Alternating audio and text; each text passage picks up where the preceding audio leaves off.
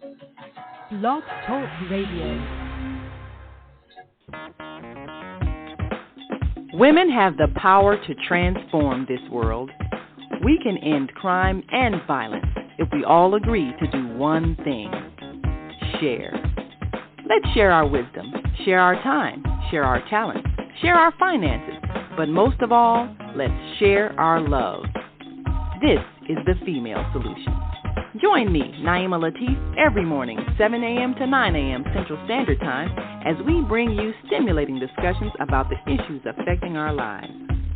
If you're listening online at www.blogtalkradio.com/the-female-solution, press the blue button that says follow and get our daily topics every morning directly to your email and your smartphone.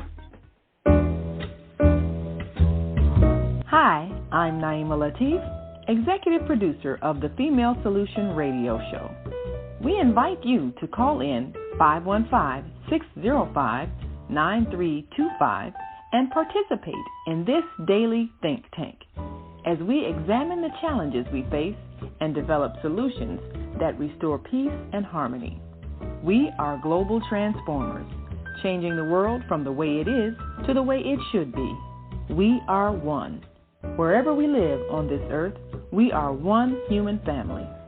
On behalf of our team of radio hosts, I'd like to extend a greeting to all the members of our family, whenever and wherever you may be listening around the world. To our family in China, Ni Hao. In India, Namaste. In Japan, Konnichiwa. In Korea, Annyeonghaseyo. In Russia, Здравствуйте. In Germany, Guten Tag. In Poland, Dzień dobry. In France, Bonjour. In Spain, Hola. In Italy, Ciao. In Egypt, Ahlan wa sahlan. In Ghana, Akwaba. In Nigeria, Peleo. In South Africa, Sawubona. In Senegal, Nangadef. In Kenya, Jambo. In Israel, Shalom. In Pakistan, Afghanistan, and Saudi Arabia, Assalamu alaikum. Greetings, and may peace be upon you all.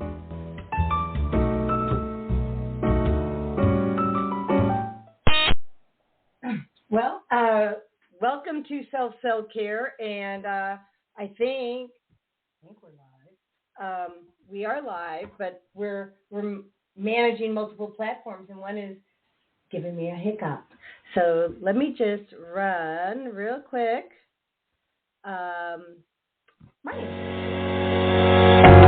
What if you could live to be 120 years old and remain active, healthy, alert, and vibrant? Our bodies are made up of cells that are constantly rejuvenating. So if we take proper care of our cells, we can literally defy aging. Join us every Tuesday from 7 a.m. to 9 a.m. Central Standard Time to learn about self-care from Susan Essentials on the Female Solution Blog Talk Radio Show. Learn how to help your body and your cells feel rejuvenated each day through proper nutrition, sleep, frequency medicine, and many unconventional methods of self-care. I'm Jody Susan. Join me and my amazing guests by calling in at 515-605-9325 and press 1 to speak. We'll help you achieve a breakthrough in your health today. Okay, so we are live, and we are live on all the channels, so this is really, really cool. I'm so excited to have part 2 today. So for those of you who did not join us last week, you're in for just a treat, right? Because I have Tom Whitmire here, and he is a certified doula, lifestyle concierge health and consultant, and creator of the Optimal Birth for Optimal Child course at sproutstanding.com. And last week, things were just on fire. I'm just going to say the information was new to, I think, most of my listeners, and we didn't cover it all. So I'm like, and we did it in 3 hours, not 2, and we still didn't cover it all. And it doesn't mean that we're not time efficient. It just means he's so full of information, you need to hear more. So let me, without further ado, bring on Tom. Hello. So thank you. Thank you. Last week, your show introduction started with all those different ways to say hello, and we were going through a list of different ways to say hello, and it was in Senegal and Africa. And I never would have dreamed that at the end of that show we'd be live with two journalists from Zambia, Africa, who were currently in South Korea. So it was a very international opening, and then our show ended up very international. And that's where we went last week. Who knows where we'll go this week? But I'm really excited to be here because we got a lot done, and I'm looking forward to progressing that. Yeah, I mean, yes. The only thing I can, you see I'm smiling ear to ear. It actually it's hurting my eyes because I'm smiling so hard. You know, you're such a gift, right? And we all, I think, aspire to live by our highest values, whether we understand that concept or not. We want to do what we love most and what brings us joy, and we all are here to serve differently. And you're clearly here to serve people so that they have a life filled with love, peace, joy, happiness, and health. And I put health last, but you get all those things when you have your health, right? You get peace, joy, happiness. And so we are live on Podbean. And I just want to just kind of give our listeners, we have quite a few going right now. So this is how it's working. If you want to listen on Podbean, you can come in and you can go to Susan Essentials Self-Care. And you can press a button on your phone if you download the app, because I just want to make sure people know how to connect. And then you can call in and ask questions of Tom, okay, or me, live. Or you can also use the chat feature. And that's what I was figuring out on the way. I'm like, they weren't letting me use the URL, the website, to go live on the show. They're like, no, you need to download this app. I'm like, oh, bummer. I have to figure this out now first thing in the morning. All right. So we did, and it's live, and that gives you the opportunity to join the room and chat and participate in the show. Okay. So and let me just put that in the comments real quick. So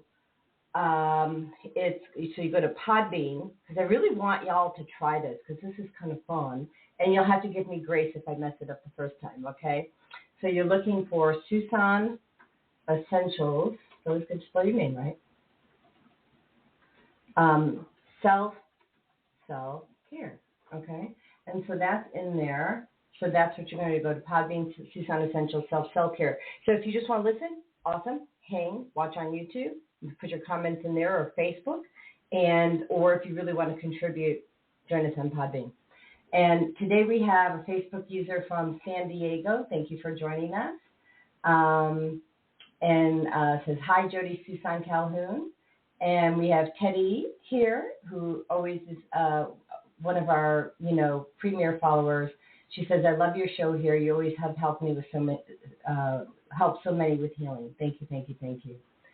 So how about we dive into circumcision, shall we? Wow. Okay. Little shift. I'll take that, and I'll start by saying this. Between the last time I was on and this time, one of the couples that I worked with actually gave birth. So that was really exciting. Wow. I was in Michigan, then in Florida. So I witnessed the birth over text messaging, group text messaging. Just one of our other friends was in the room, so she was kind of giving a play-by-play over WhatsApp as they were giving birth. But they had decided to not know the gender of the baby before. Yeah. We had sitting down, the person with, I sat down with the mother and the father and went over all of this stuff. And because they didn't know the gender, we had gone over, all the details with circumcision. And really, he told me yesterday, I talked to him and he said, once the baby was born, they actually had a baby girl. But even though they had a girl, just the circumcision talk in his family was creating a huge subdivision and divide in his family, because he had discussed it with members of his parents as the older generation, and he had completely decided he was not going to do circumcision, and his family was encouraging him to do it. And he just brought it up yesterday. He had a baby daughter, so it never came up, but he was prepared to go against the family and the social norms, and he was not going to circumcise his child. And that is just something that, a decision that he had made based on the information that I'm going to provide you right now. But their baby girl is completely healthy, and as we go through the process today, I'll circle back and tell you some of the stories that he told me as we go. But personally, I'm an intactivist. So wait. Do you see what my husband said? What did he say? So first he said Andrew was here, which was nice. And he said, when I said about circumcision, he goes, yeah, cut to the quick. The quick is I'm an intactivist, and I'm more of an intactivist than I'm an activist. And I believe that when a baby is born, that the baby should be left intact. Thank you. We come from a world where everybody says, children are born perfect, or children are born in the image of God, or whatever it may be that your religion, says. They all say that, we are born perfect. Mm-hmm. But so many people say, well, my child is born perfect, except for this little piece of skin on the tip of their penis, which we're going to remove immediately for no reason that we know other than it happened to, my father and his father, and it's just become a long tradition. I believe it's time for that tradition to end, and that we look at science-based evidence, factual, look at historically why it happened, look at the science today, and then look at common sense. Well, let's talk about historically. Why did, and I grew up Jewish, I'm now Christian, but as a Jew, we circumcised, right? And as I understood it, was to keep the penis clean, right? And from spreading disease. Can you add to that? I'm sure you can. I'm sure there's more. I can, but when just or subtract from that. Cut it out, honey. When we say to keep the penis clean, if I were to stand up, there's not a single spot on my body that I have better vision or better area or reach to clean than my penis. It's not like it's flat on my back that I can't reach with these two hands, so it needs to be removed because I can't clean it. I can fully examine. So along those lines, if we need to cut the penis in order to clean it, maybe we should remove a part of the nose, which is also made from erectile, by the way, tissue. Did you know that? Yeah. Found that out on a show with Dr. J.R. Hyde out of Illinois. He was telling me how it's erectile tissue. I go, excuse me, what? He said, are you telling me I have penis nose? So the answer was yes. The answer to your question in the most general sense in historically is that when a baby is born and left intact, so they retain their penis, that's a gland that they're cutting off. But when you retain that gland, the gland produces a pheromone, and that pheromone speaks through chemical signaling to the mother and the parents, and it also speaks to a potential spouse. So we're always signaling pheromones, and we use that chemical pheromone in conjunction with probiotics, so beneficial microbiome, and they, in conjunction, are saying when a female approaches a male, it's the pheromones, the probiotics that are saying you would be a potential mate for me.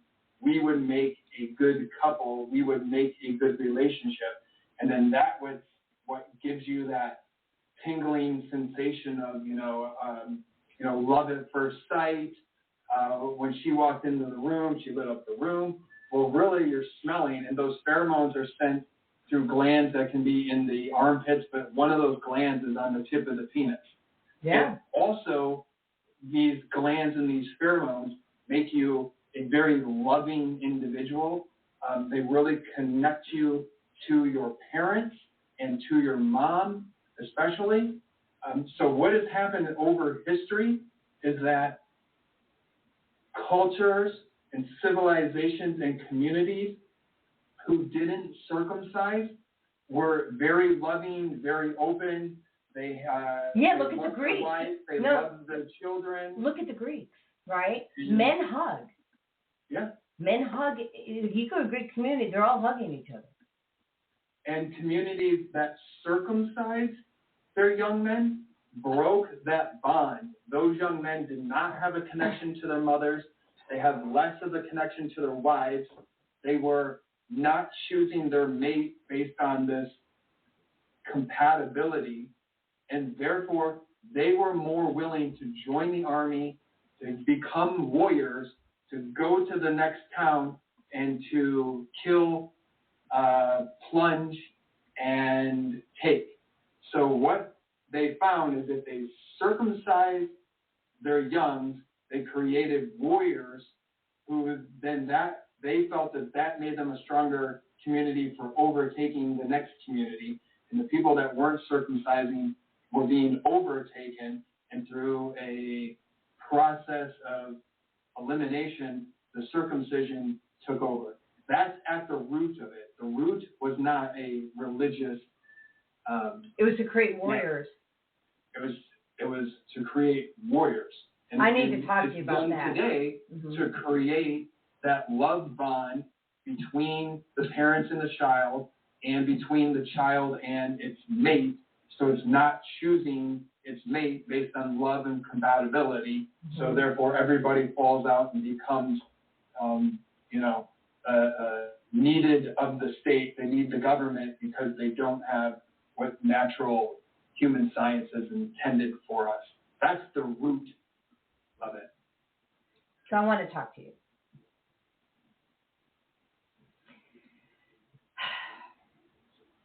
And we're going to talk about how we also bring kids into this world, right? We slap them silly, right? We pinch them, we slap their tushies. And I want to talk to you about how violent we have. And what you're telling me is that we're creating this society built on violence and being a warrior. Is that accurate? Fairly? Yeah, it's the intentionally dumbing down of America, but it's progressed. And so they want just enough people that are getting knocked down the ladder that they eventually fall into all these spots. They don't want anybody to be highly intelligent, so they take their place, where there is the invisible hand. Okay, and then we have a Facebook user that has, let me see if I can see who this is. They're asking, what about the argument, so before I go into my question or my rant, what about the argument that uncircumcised boys don't look like the majority of other boys in gym class 7th grade? I don't know about that. Do you? Let's touch all the rebuttals. Circumcision does not prevent, infections. It does not prevent sexually transmitted diseases, sexually transmitted infections. It does not increase, a person's hygiene. None of that is ever found in the case. Who cares what the person looks like? I mean, the dad has a beard, the baby doesn't. Are we gluing beards on the babies so that they look like their fathers? Or every single kid in the junior high that takes a shower is different. The problem is that we're now progressing towards people who are not circumcising. So it's going to be the person that is circumcised that soon, in these next generations is going to be the one that is different. It's going to be the person that's not circumcised. But the circumcision is actually that it's a sheath of skin that the tip of your penis rolls back into, and that skin covers the tip of the penis because the tip of the penis is such a sensitive area. Mm-hmm. But when like the clitoris is covered. Yeah. Right? So it's no different, just the female version. So when you remove that skin that's covering the tip of the penis now is rubbing on your jeans or on your pants. Oh, that's not good. Pants that have a zipper right where your penis. Yeah, no. So now the tip of your penis, while you're growing up, is constantly rubbing on that zipper, and it's rubbing itself raw. So you're losing the sense. You're supposed to have that sense at the tip of your penis, so that when you're having sexual intercourse, you're supposed to have, all those nerve points at the end are supposed to be there, so you have that, romantic feeling. Right. Now the tip of their penis is being rubbed raw, and that's why sex has become so violent, and there's so much impact. Because they have to work harder in order to get an ejaculation. To get any sense in your penis, you feel they're about rubbing themselves raw for the circumcised males, and so that's kind of one of the things. So it's supposed to be a sheath where your penis just moves in, moves out, because sex isn't supposed to be for pleasure. It's supposed to be for procreating. But we can have both. But let's go back to your your question is the pain and the suffering that they're putting kids through at the moment of birth. Well, yeah, let me start with that, and then I'll trace it back, okay? So first of all, this is back, I think, 1989, 1990, and it was the first, I don't know if it was my first or second nephew that was born. I think it was my first nephew that was born. And, growing up in a Jewish family, they actually have a party around this shit. Sorry, So everyone's standing around a table, and the mohel comes, and they remove the sheets. And, I don't know who I am back then. I don't know that I'm an empath. I don't know all this stuff. But I did faint because I can feel the energy of the baby who's in pain, right? Because we're taking off a body part. So let that sink in just for a moment, right? I don't care how much you think you're numbing that. And why are we putting stuff into our babies anyway, or taking things off? Secondly, creating warriors. This is going to be a hard conversation. So I grew up in war.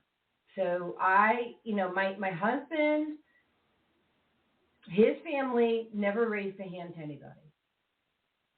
I was used as a punching bag. I was in the hospital half the time. Not half the time. I was in the hospital a lot. And, imprints on my neck from being strangled and whatnot.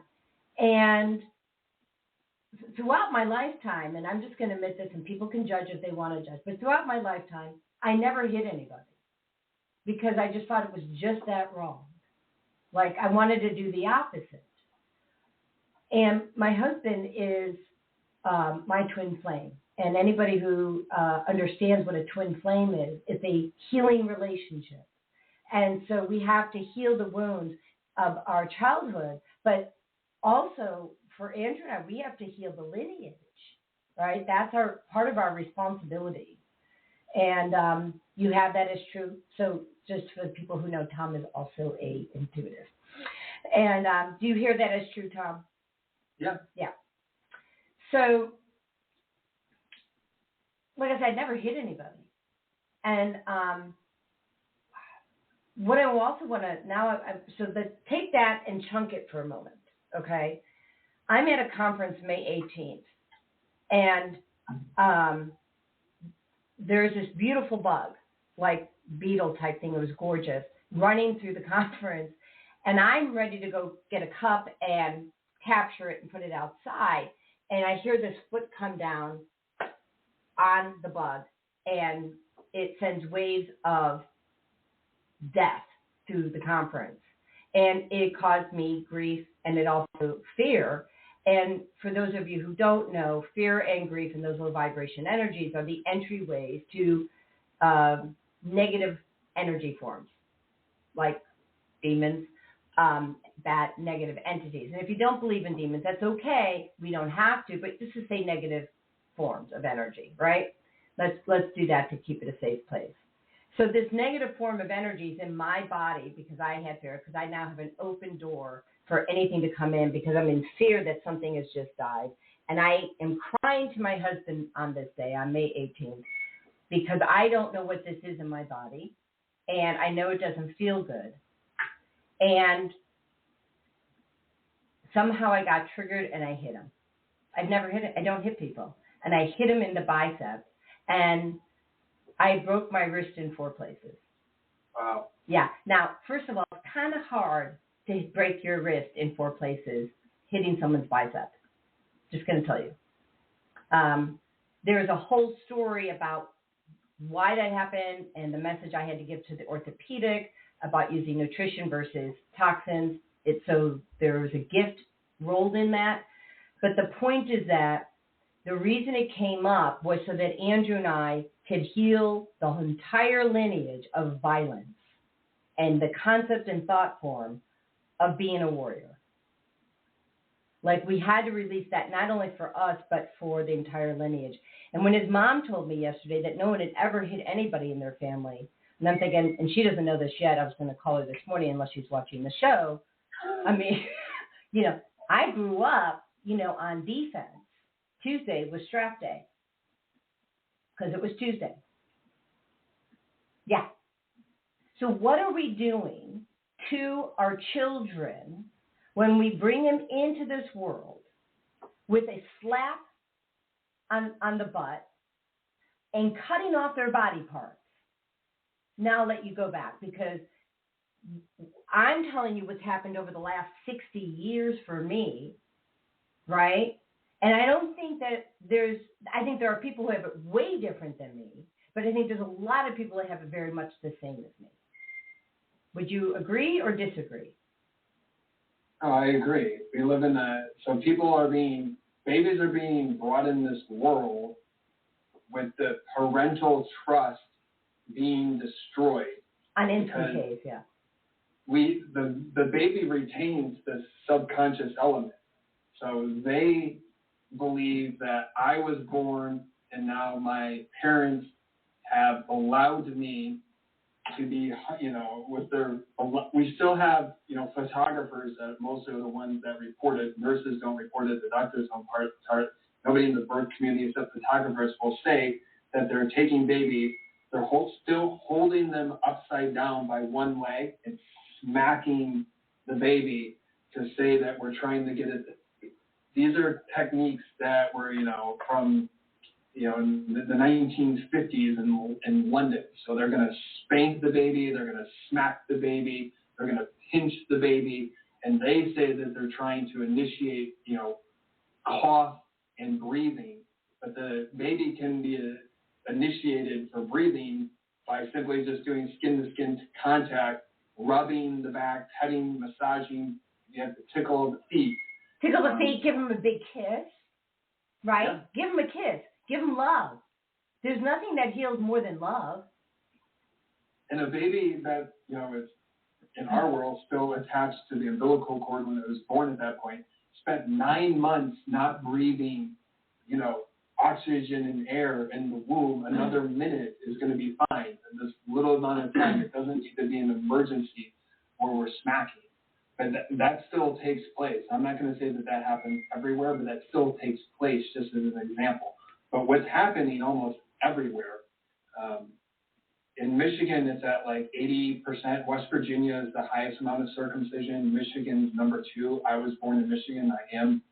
I am circumcised. That's why I feel I can speak about, excruciating or like growing up with, this not knowing why this doesn't function and why this doesn't work the way it should.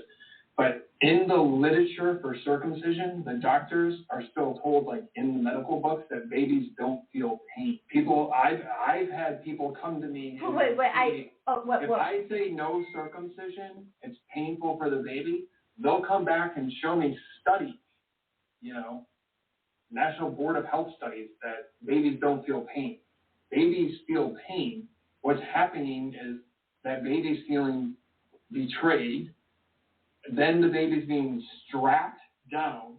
So they have these boards where they like strap their legs in. They're just little plastic boards. They don't even have, padding or comforting. A lot of times they'll strap the babies, they'll lock their arms down, they'll lock their legs down, and they perform an entire surgery on the feet without giving the baby any anesthesia. So the mom, conventionally the mom's begging for painkillers in the hospital, but they're fine doing surgery on the baby without any painkillers. And what happens at one point, the baby's screaming, like some of the circumcision nurses say that, the baby just screams. At one point, the baby will just disassociate. So they jump. Actually, it's called. I call that jumping out of body. Yeah, you can say that the soul just removes itself from the body for a moment to disconnect from this violent pain, the surgery, and this excruciating pain where they're supposed to be held by their parents, and now they're going through this pain. And in some medical facilities, they're doing this immediately. Some religions require you to wait 7 or 8 days. But the baby is then disassociating. So now we're going back to the point that, the person may be 40 years old and or let's just say they're 25 years old and they just had a baby. They're now when they're in that medical situation, they're now reliving that pain. So we have other fathers, instead of being involved in the childbirth, they're instead reliving the trauma that's now coming up, and they have to relive that. They're processing that, therefore they can't be for their wives. But it just creates years of problems that nobody associates going back to that circumcision. And then on the other end, we have parents that would even hear me say this, and they'll say, well, I would want my kid to be like me. I'm mean and violent and drink alcohol and, have all these addictions. I want my kid to be just like me. I couldn't imagine if I'm a big, tough guy who likes football, if my son was, had a loving relationship with his mother and wanted to pursue, his dreams that are opposite of my dreams. That's the crazy thing. Yeah, dance, art. They won't follow through. Instead, they choose for the sensory deprivation, the disassociation, the broken spirit. The child grows up with permanent discomfort. The glands are, not producing the pheromones. It just goes on and on and on.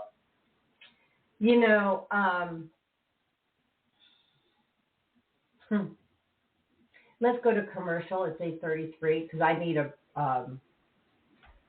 we're supposed to go to commercial anyway, but this is overwhelming, like what we have done to our children, right? So let's go to a quick commercial, and we're going to come back, and I'll know where to pick up from there.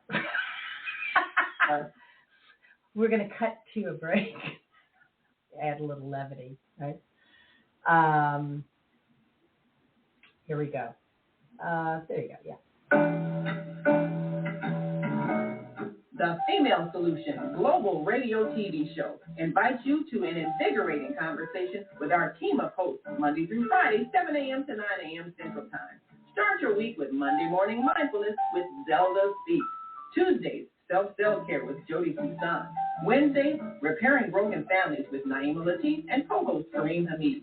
Thursdays, Soulful Solutions with Dr. Debbie Green. And Fridays, Health and Wellbeing with Beata. Saturdays, tune in 12 noon to 2 p.m. Central Time. First Saturday, Success Strategies with Jana. Second Saturday, Wendy Williams Esquire on relationships. Third Saturday, Move Around with Deborah. And fourth Saturday, Wisdom with Mama D. Join us Sundays, 7 p.m. to 9 p.m. Central Time for Soul Purpose Healing with Beata. Call in and comment 515-605-9325 Press 1 to speak to the host and be a part of the solution.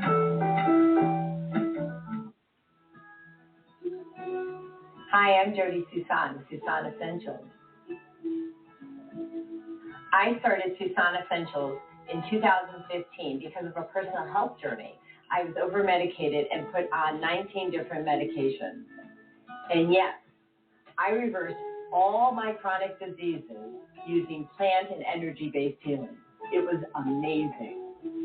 At Susan Essentials, we support both consumers and businesses, and we do that with helping your employees or yourself with a food as medicine mindset. How Susan Essentials supports businesses and consumers is we teach people about a food as medicine mindset.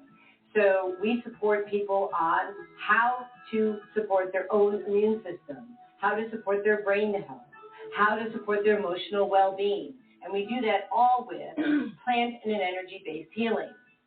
Okay, so we are back. I've been sharing the show. We've got Kim DeClercq watching. So thank you, Kim, for joining us. And Charles Key, thank you for being here. And Phil, thank you for being here. We're grateful to have you joining us. And if you'd like to contribute to the show, you can put comments in the thread, or you can call in or download the Podbean app and ask to contribute. And you can call in, actually, just from your phone using that little button on Podbean if you have questions. And I want to go back to a question. And I don't think he's being comical. So he says, this is Charles. He says, do you know the best thing to come out of a penis? And I'm not sure. Charles, are you trying to be funny, or is there I don't understand the question. Do you? I mean, the answer is that circumcision isn't it isn't this overwhelming majority anymore. I mean, probably 60% of the school's classroom is going to have natural penises. The second part is that, when I was in 7th grade, believe it or not, when we had to go to mandatory gym class, when we were done, we had to openly shower as a group of 20 boys, showering completely naked with a gym teacher standing there with a clipboard, marking off that you showered, and part of your grade was dependent on you showering. So this is, I believe, what he's referring to. This is in, 94, 93. Mm-hmm. And so, yeah, you're going, at that point in life, you would see a penis. I mean, I've talked to, 3, I'm not going to say majority, but they do not, boys, and the majority in the public school system, showering together anymore, just, due to the way that things have progressed in the world. That's not a good idea. So that's what the question is referencing when they say, well, what about the majority of the boys in the gym class? I just don't, it's not a reason. It's not a reason to put your kid through all this pain and suffering for their entire lives.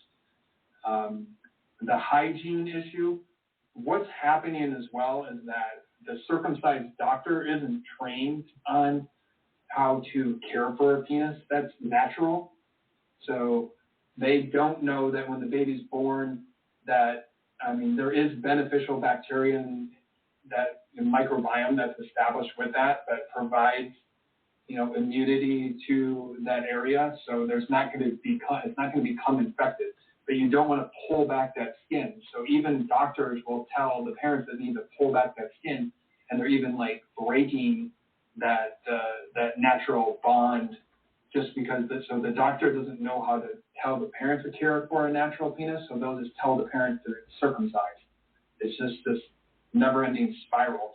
And really, I'm not going to have all the answers and all the rebuttals in this podcast for you. That's why I wrote a book, right. And it has 12 pages dedicated to this, because I think it is one of the most important decisions that you can make for your child, for a male child growing up in this world. Well, and then, let's pivot for a moment to the women. And while it's not done in the United States, it is done in other countries where they mutilate the clitoris, right? And for the same reasons. and or similar reasons anyway, to so that the woman is not promiscuous, I think is what the issue is. I'm actually not positive. But, the thing is, if you're of childbearing age or you have children who are of childbearing age, I'm here to give you permission to change the trajectory, to not have to follow the status quo, and to do what you think is right for your child and your grandchild. You know?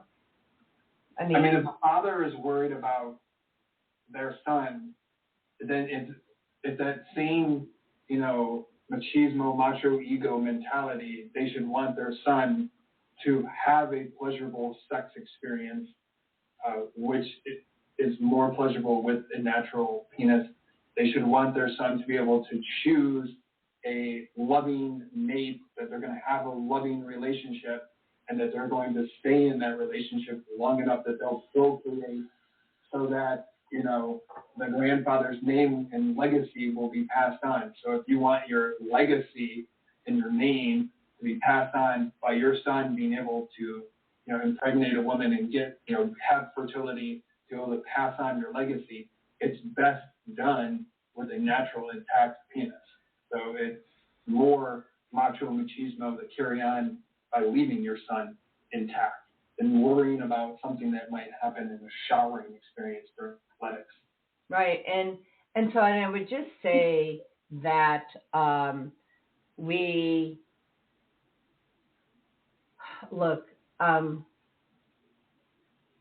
all divine children of God, and so you don't have to do what anybody else tells you to do, and even if they have the DR in front of their name or an MD after their name, right? And we have grown up to believe that if you became a medical doctor, that they had the God complex, right? That they are all-knowing. And,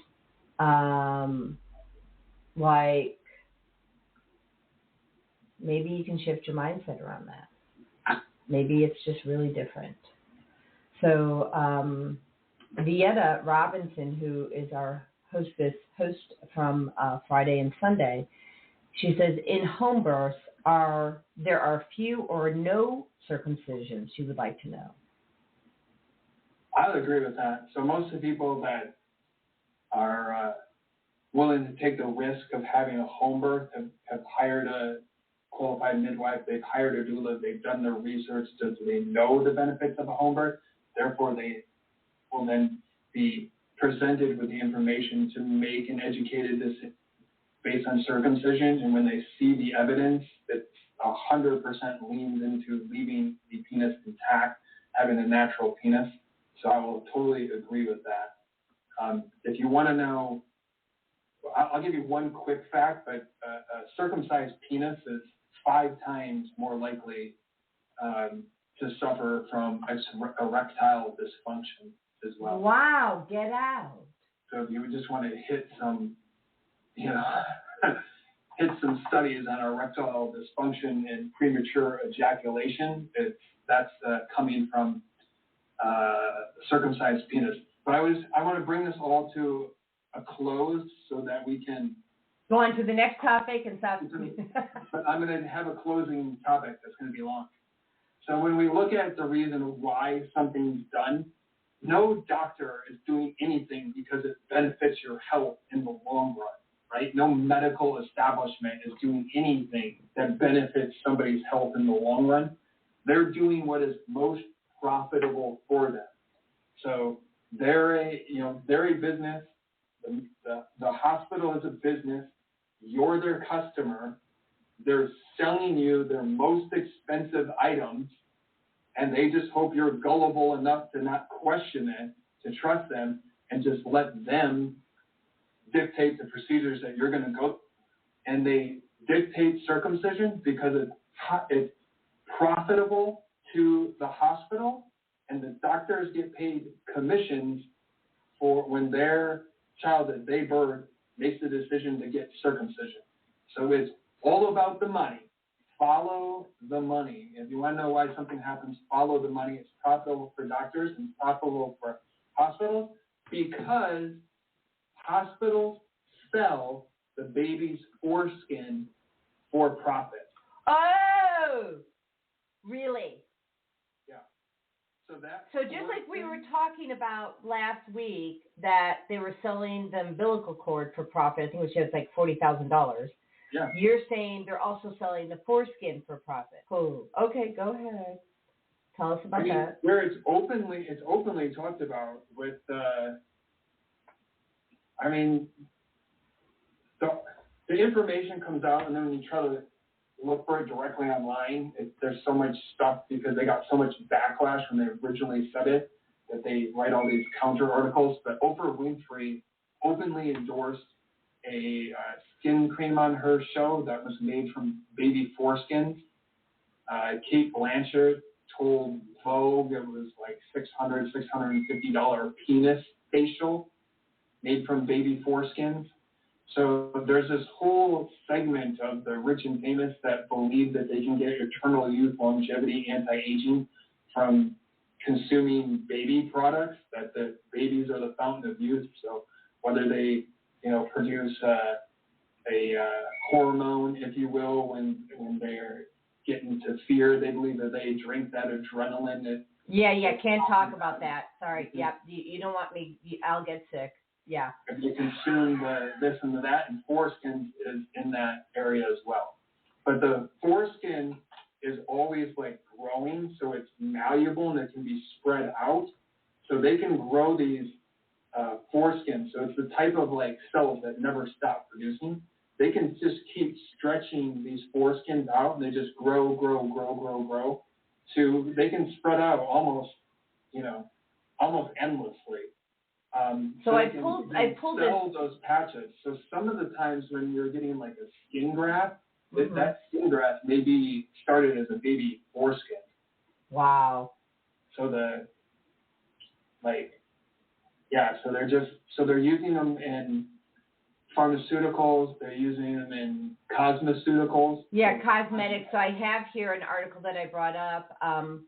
I just did it's Aloe Health. Do hospitals sell foreskin? An overview of the facts, the history of selling in the medical industry, the ethics of foreskin sales, the debate amongst healthcare doctors professionals. perform this elective procedure, it's elective surgery, and they may receive a commission anywhere from $50 to $400, just for the referral.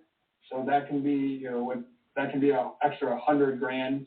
Anywhere from $20,000 to $160,000 a year as an incentive, and then when you have that incentive, then you have these whole boards that are going to cover up the truth because they don't want to lose this industry where 80% in the high end, the 80% of the people in the state will be circumcised. Then you got the whole thing. It goes back to insurance. It goes back to Medicaid. They're covering costs of these elective surgeries. So it's completely elective surgery. But I just want to go back to what I consider basics for a moment here. And look, we were made in the eyes of God. And so if someone's telling you to modify your body upon instant case, or telling you to modify your child's body in this case, right? Think twice about it, right? Yeah. If we're born in the if we're made in God's image, right? Then why are we changing the image? Why? And is that really what Christ wanted you to do? Is that what God wants you to do? And if you don't aspire to those two things, then just go to the help. There's a whole lot of ways you can skin that cat, right? Pun intended. Pun intended. It doesn't prevent STDs. It doesn't prevent penile cancer. It doesn't stop masturbation. It doesn't prevent promiscuity. All of these, things that they're saying, it's just simply not true. What is bottom line happening beyond the creating a warrior, creating violence, creating that? is we also have an area, and this is kind of like the conspiracy of it all, but we're in a comfortable setting.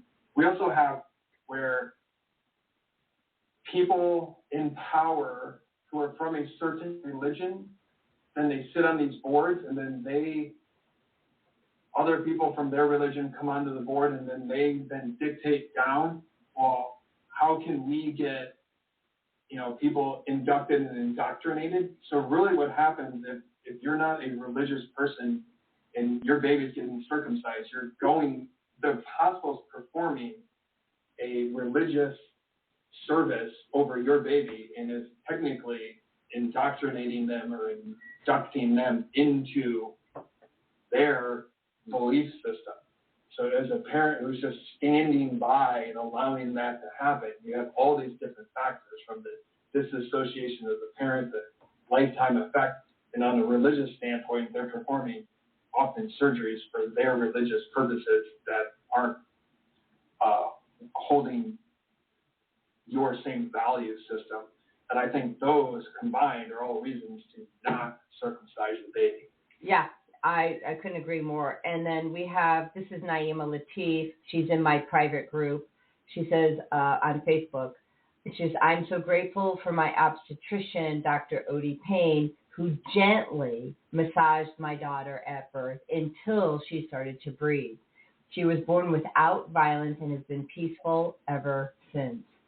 And, and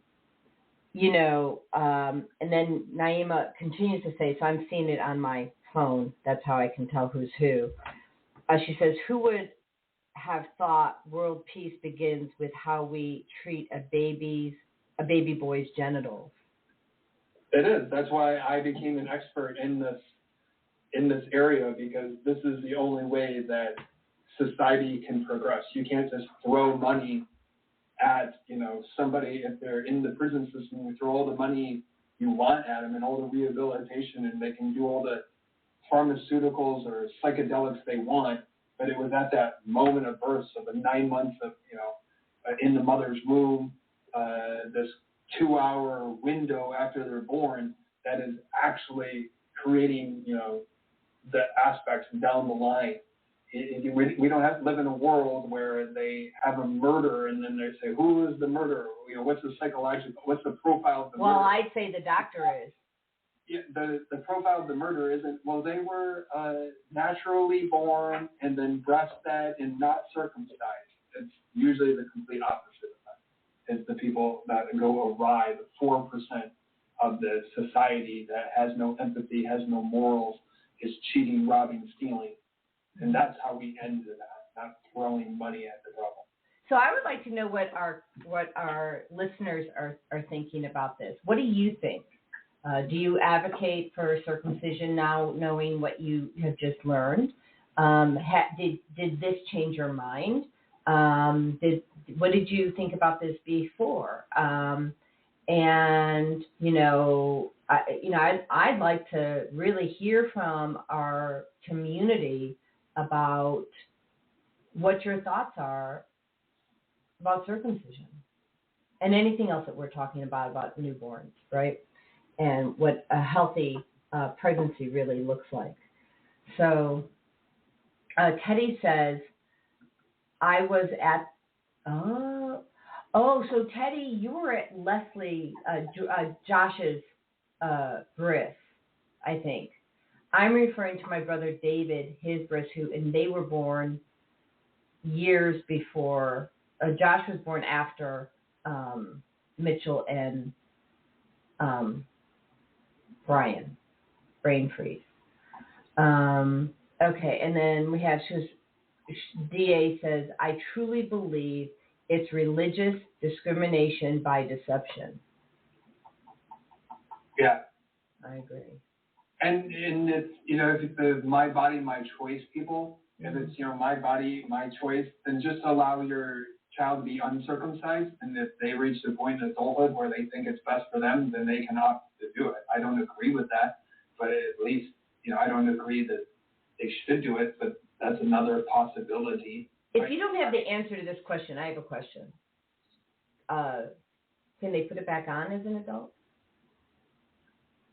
I would go with no. I don't know the answer to that. I would go with no. What would you put back on your? They sold. So I don't know. They sold it. I mean, yeah. Can you?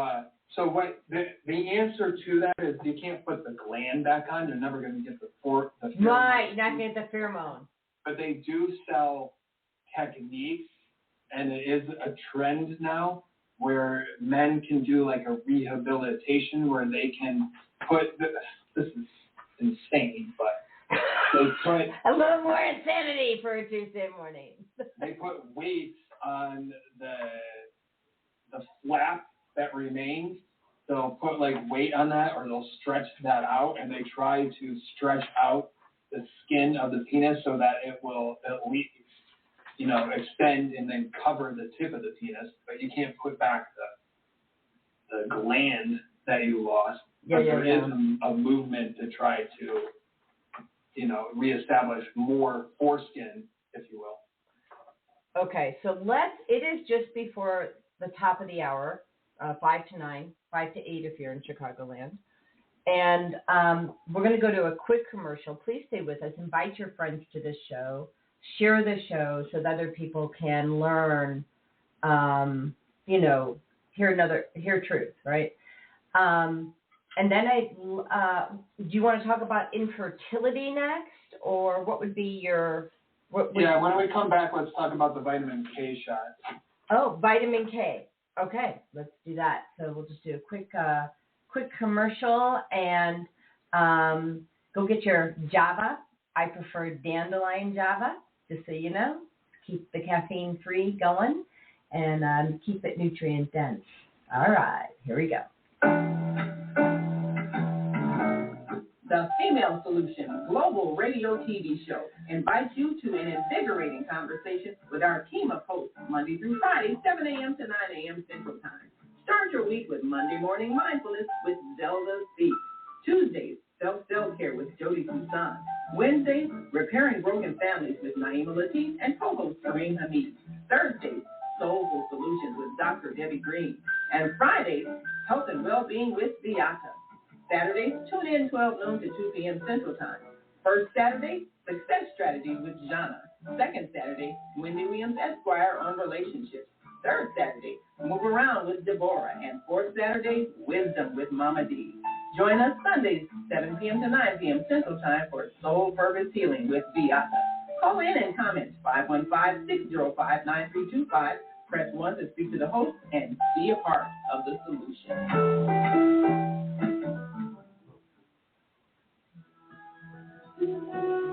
Hi, I'm Jody Susan, Susan Essentials. I started Susan Essentials in 2015 because of a personal health journey. I was over-medicated and put on 19 different medications. And yet, I reversed all my chronic diseases using plant and energy-based healing.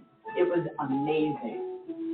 At Susan Essentials, we support both consumers and businesses. And we do that with helping your employees or yourself with a food as medicine mindset. How Susan Essentials supports businesses and consumers is we teach people about a food as medicine mindset. So we support people on how to support their own immune system, how to support their brain health, how to support their emotional well-being. And we do that all with plant and energy-based healing. All right, so we are back, and we do have a couple comments that we just want to answer first, and then we'll go to vitamin K. Vieta Robinson, she says, both my sons were circumcised mainly because their dad was, and the Bible, along with religious teachers, promoted it. Regret it at this point, but they are adult men now. Only a new consciousness teaching can help them. Or that's a question. Only a new can help. Go ahead. Anything you want to add to that? I mean, I understand that people have done it. They made the decision to do it. Their religious teachings told them to do it. They went the other way. They didn't know that. Most people don't even know it's a choice not to do it. I will personally say, as a circumcised male, I didn't even know what circumcision was until I was 30 years old. I had no idea what it was. How old are you now? I'm 44. I was born in 1979. Ah. I've been alive for 6 decades. Yeah, I didn't even know what it was. It's so unspoken, I didn't even know what the procedure was. Wow. You can say, are you circumcised? Say, yes. I don't know what that means. I didn't know that they cut off a gland, they peel back, all this, what intricate elements of what happened was. But yeah, before we get into infertility and why couples are having problems, having babies, I just want to do a little bridge here because circumcision has to do with the vitamin K shot and vice versa. Okay. So what's happening is in a hospital birth, but even in birth centers, some home birth, they're going to try to give the baby a vitamin K shot immediately. And that, vitamin K is a vitamin that helps with clotting, but they're using needles, they're using syringes and needles, and almost immediately after your baby's born, and in some states even require this, it's that ludicrous, they're going to inject your baby with vitamin K, and the assumption, the reason they do that is because they're assuming, because they want to, they're assuming that the baby will undergo an immediate surgery and that the mom must be on blood thinners and medications and that her body must be so bad that she can't produce vitamin K shot and that the mom's going to decide not to breastfeed, so they must intervene. So at no point does a medical establishment want does a hospital want your baby to be healthy, that they would be giving them any vitamins of any benefit. So the vitamin K that they're actually even giving the baby isn't even, vitamin K2, MK7. That's the kind that the body could even utilize anyway. They just want to be able to have another area where they can take your baby away and inject it with a needle to create pain to break that love bond. Yeah. And that becomes a cellular memory. It just does. And I know this on a soul level, and I'm sure there's science. I know that there's science to support it, but this memory of pain, this memory of discomfort, anxiety. And so, I know that one of my missions here on Earth is to help people shift that cellular memory, right? And release the pain memory and the anxiety memory and replace it with peace, harmony, and joy, right? And we do that by reclaiming our health, and which is why I do this show. Because this is my volunteer activity. My course, so I offer a course in birth, and if you're going through my course, then your body is not going to be deficient of any vitamins, not going to be deficient of any nutrients at all, minerals, phytochemicals, hormones. It's not going to have a hormonal imbalance. You're going to check all these boxes before you get to birth. So what's happening is everything's kind of like all this OBGYN and all this birth stuff was like written in like the 1950s on the East End of London by the docs. And then you had the sailors coming in and they're like being promiscuous with the ladies of the night at the dock. And then these are the ladies that are then having to deliver babies in the hospitals where the OBGYN doctors are writing all the medical studies. So they're seeing women that may have diarrhea or they're not eating any foods. They're just living day to day by sleeping with the sailors and other men at the docks. And to this day, the problem with birth is that they still believe all of those, small things that when that doctor wrote that, that's where they still go back and get all their information from. And vitamin K is one of those. So we live in a world where if the mom's eating leafy greens and she's getting vitamin K, if for some reason she felt like she wasn't, you can just take a really high quality vitamin K2 MK7 supplement, and then that's going to automatically go to the baby, so the baby will have vitamin K. And even if you felt like that wasn't necessary, you still don't need to do a needle shot.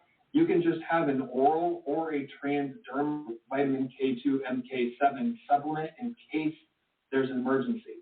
So in case that baby goes to emergency and does need surgery, or whatever it may be, you could just transdermally, through the gums, under the tongue, give that baby a little MK7 if that baby's not breastfeeding. If the baby's breastfeeding, the mom can breastfeed it in. So the baby's going to start producing vitamin K around 7 or 8 days, and that's why some of the religions have deferred circumcision to day 7 or so. They have a ceremony separate from the hospital. So the Jews do that. And I want to talk about your approach, like avoiding the needle. Things are changing, everybody. I have these patches. They're called the super patch. No, it's not delivering K, vitamin K, but it's delivering a signal, because everything's a signal, as Tom was indicating before, right? The pheromone on the tip of the penis and the foreskin. And that patch is actually, they're coming out for one for erectile dysfunction, so that you get the signal to the brain so you can have an erection, right? But they're also coming out for one with diabetes, but they have right now one for balance and stability, pain. They have a patch for pain. They have a patch for, joy, peace. And why am I saying this? Well, because all we're doing is sending a signal to the brain. We don't have to cause harm. It's not invasive.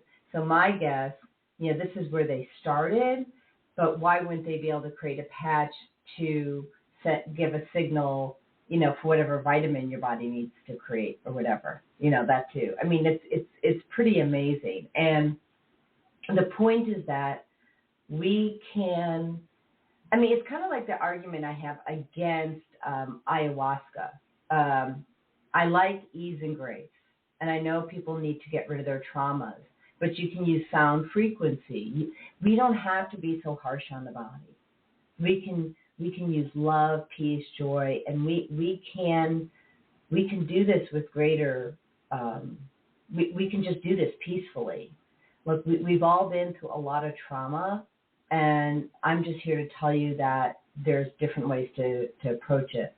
I want to go to Charles Key, because I don't fully understand this, so I'm going to let you address it. I'll read it and then let you talk. He says, I'm the father of 2 boys, now 21 and 16. I was at the bris for both of them. It was the tale of 2 different reactions. My son Morgan, my firstborn, cried unconsolably, and Christian, 16, did not make a peep. The difference was a nurse that distracted Christian by giving him her gloved finger that she had dipped in sugar water. Are we assuming the anus or something when he said or the mouth? It's just one of the other ridiculous things that hospitals do because they don't know what they're doing. Mm-hmm. So they don't give the baby anesthesia, but they say not to worry because we gave them sugar water. I have a whole page in the book dedicated to this. Basically, they're just trying to soothe the baby with, creating a sugar addiction at a very young age. But they're taking most likely a genetically modified, sugar beet sugar that's been, bleached and stripped of all of its nutrition, and it just has this sweet taste. And they're dipping their finger in it and they're sticking it in the baby's mouth just to soothe them. And they think that's anesthesia for doing the surgery. No, actually, and the sugar actually lights up 8 pleasure centers of the brain, right? Like a pinball machine. So now your brain's on fire, right? And it's going boom, boom, boom, boom. And he probably didn't make a peep because his brain's going in 10, 15 million directions, right? Yeah, you're hitting it with excitotoxin. So now instead of being on breast milk, you have this sugar water, placed there. Now the breast milk's not going to be as stimulating to the baby because they have this, this taste of the sugar water. It's the same thing they're doing with bees. If they're giving bees high fructose corn syrup so they can steal their honey, and then they wonder why if the bee colony collapses, because they're eating genetically modified sugar. The other thing that some hospitals will do, they'll immediately give the baby Tylenol. I mean, Tylenol sends thousands of people to the hospital. I mean, it's one of the leading causes of hospitalization. It's a neurotoxin. In the United States is Tylenol, and they're giving the baby, they're either not giving the baby anesthesia, or they're giving the baby Tylenol, which creates all kinds of side effects, especially in the organs. It's not infant Tylenol, or they'll do, suck on this sugar water, or suck on this pacifier that's been stuck in sugar water. It's not a reason to do it, and I can say that I'm understand that your second child had a better situation than your first child, but your second child could have already disassociated, their pain. Yeah, and I want to talk about that disassociation just for a brief moment. So disassociation, when someone gets in a car accident, especially if it's pretty severe, their spiritual body jumps out of their physical body, right? Because they think it's safer to be out of their physical body than it is to be in that body because there's a threat. And then I'm just going to tell you from experience, once a child, because it's usually going to happen as a kid for the first time, learns to jump out of body, right? That's how they're not present in the moment, and they're not present for other people because they can't be present. They've jumped into another timeline or another dimension, and they're not present in this one, which means then they can't focus on what's going on. And so, I teach people how to ground and bring themselves back into body and back into this timeline and into this dimension, and then align themselves back with source energy, because it's and then you have to retrain your body to stay in body, retrain your spirit, to stay in body, right? And so, if you're around somebody who you feel is typically not present, that's something you can look into. My friend Rajai Kaldani and I did a 1 hour YouTube event or broadcast, and we taught people how to access source energy. So I would share that and get them started there first so they can learn how to ground, and stay, centered. And that's the first place to get started. And I've just been called to provide this to the community at no cost, because it's your divine right to not only pray to God, but to hear the response. So anything you want to add to that? Or when we go from circumcision to vitamin K shot, just the next one that I want to hit on, because they all come in the same order. Yes. And it's kind of part of what you're talking about, is the eye ointment. So what has happened when I'm talking about the 1950s London, they, to this day, still think that every woman that gives birth has chlamydia, gonorrhea, or some sexually transmitted infection. Therefore, they need to immediately put this eye ointment, antibiotic erythromycin ointment, or ON. Keep talking about that, because I'm going to get the solution. I'll be right back. Yeah. You do your thing. So they're assuming. So I'll just tell you a story of my buddy Dave. He met his wife. He met his girlfriend in 8th grade. They dated all the way through college, completely faithful. They never had a hiccup. They got married right after college, and when the time came, they decided to have a baby in Florida. And he said, we want to, and then I presented him this information. He said we wanted to decline the eye ointment. And in the delivery room, you couldn't decline it because there's no way he could guarantee that his wife didn't have chlamydia, gonorrhea. And he said, I've been with my wife since 8th grade. We're not promiscuous. I can guarantee it. And they still wanted to do it. The doctors, the nurses, they will not back down. If you don't have a a doula or somebody that's representing you, that's your advocate, if you don't present them with the birth plan and then make them know, that you have this third party here that's going to be in your best interest. So the father will say, no, eye ointment's not in our birth plan, and then you have to have the doula to come in and, stand up for you. But it's just the eye ointment's completely outdated, false, fake science. So the colostrum that the baby is breastfeeding is the antibacteria. That's the, where the if there was an infection, but there's not, that's what would fight off the infection. There's no scientific validation to this eye ointment or these eye drops. It's just one of the other things where they're breaking the lifelong love bond. So they're putting those eye drops in there, and then the baby's eyes close, and then the baby's not making eye contact with the mom or making eye contact with the dad, which is one of the the five senses that we need to use for the baby to say to the mom, I can see you, you're alive, and the mom can see into the baby's eyes, and her biology knows that the baby's alive. Instead, they're causing irritation, temporary, blurry vision, and it also can give you kind of like a false positive pink eye. So they'll put guck in the baby's eyes, and an hour later, another person will come in and say, oh my gosh, they might have pink eye. We need to take the baby away and run for tests. So it's a vicious circle. So what I want to share, and so I did have pink eye, by the way. This is Correct-X by doTERRA. Do not ever put it in your eye, okay? But I had pink eye, and I use this, and I explain why, and how you could, if someone really wants to put something on their baby because there was chlamydia or something, how you would do this. So Correct-X is an essential oil ointment, and it's filled with things like frankincense, helichrysum, cedarwood, lavender, tea tree, and that's it.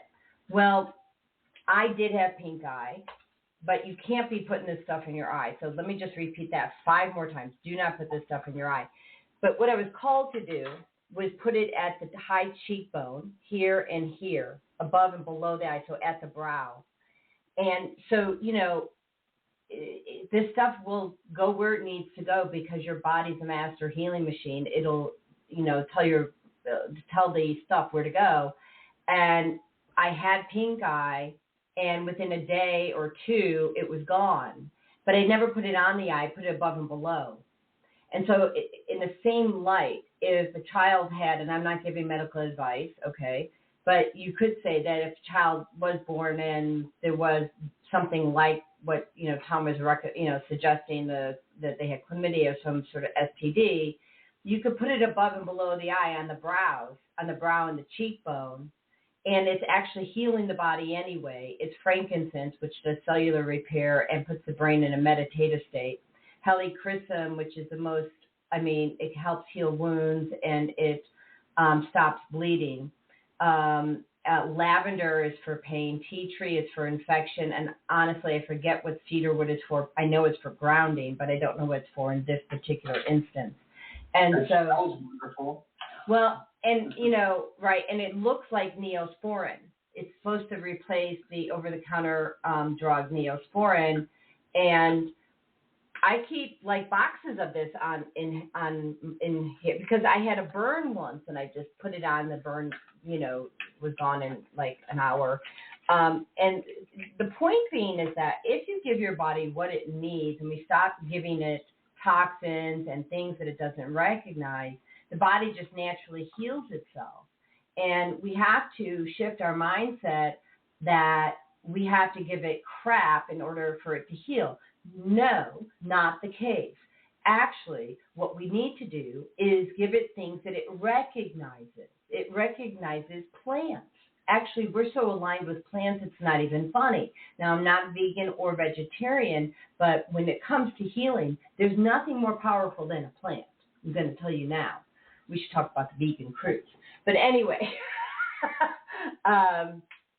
so the point is that you have choices, and we're both here to let you know that you have choices. So, next victim. Yeah, cedarwood is one of the oils of the Bible, as you know. Well, so, I don't know everything, and I did not know that was one of the oils of the Bible. But cedarwood is very grounding. I actually have a cedar tree outside my house. Actually, is it cedar juniper? Is that, well, it's a juniper cedar. Is that's the thing, right? Juniper cedar? Okay. That's correct. Okay. So I took the leaves from the tree. It asked me to cut it down, and so I did. And then I started extracting. I did an extraction method here at my house, and I made a tincture out of it, and it's so beautiful. So anybody who's coming here, if I get it done on time, we're having an event here October 1st, this Sunday, where we're building the labyrinth from 1 to 5, and then we're praying for the healing of the earth. And if I get all my stuff done, I'm making this tincture of cedar, which is juniper, and juniper is for grief. And we have a lot of grief, and so you smell that, and it changes and shifts the chemistry in your brain in 20 seconds. So, there's your gift.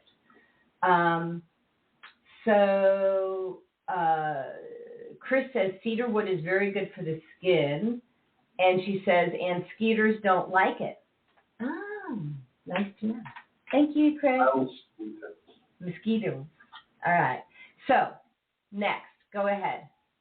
Addiction is one of the things that we have to get over when we're talking about pregnancy and birth. It's not about, if I were to say to a couple, I would say it's not about you, it's about the baby. Mm-hmm. The baby isn't signaling you to eat hot dogs and hamburgers and pizza and Doritos. The baby's not signaling you to drink caffeine and alcohol and to feed your addictions.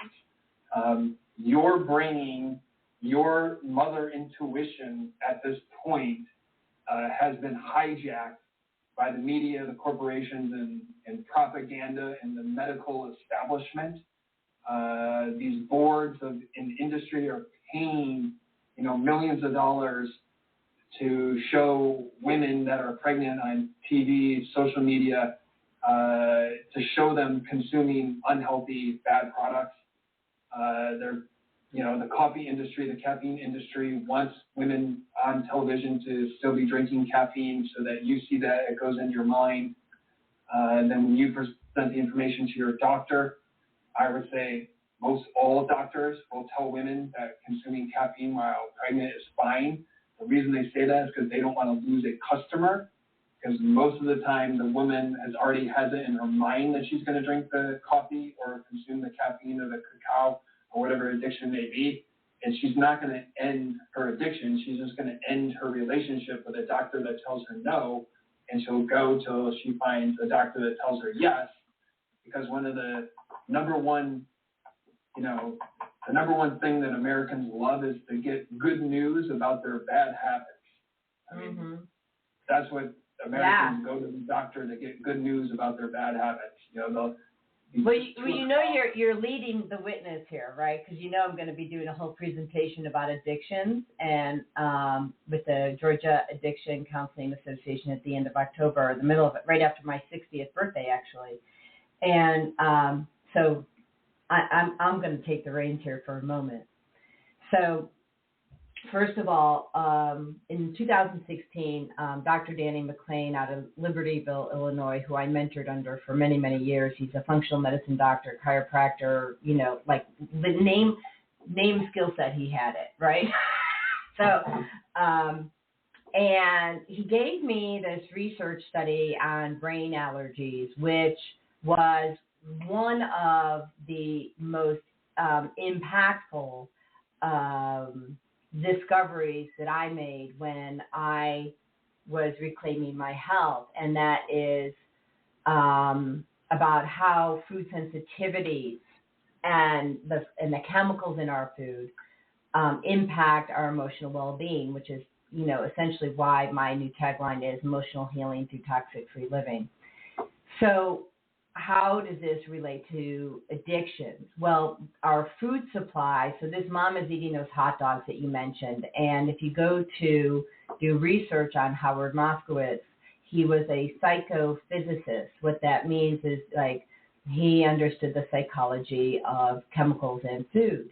And so back in the 50s, the very first thing that he did is he created a formula for addiction. And it's the right amount of sweet, sour, and salt to have the body crave more, right? To crave more.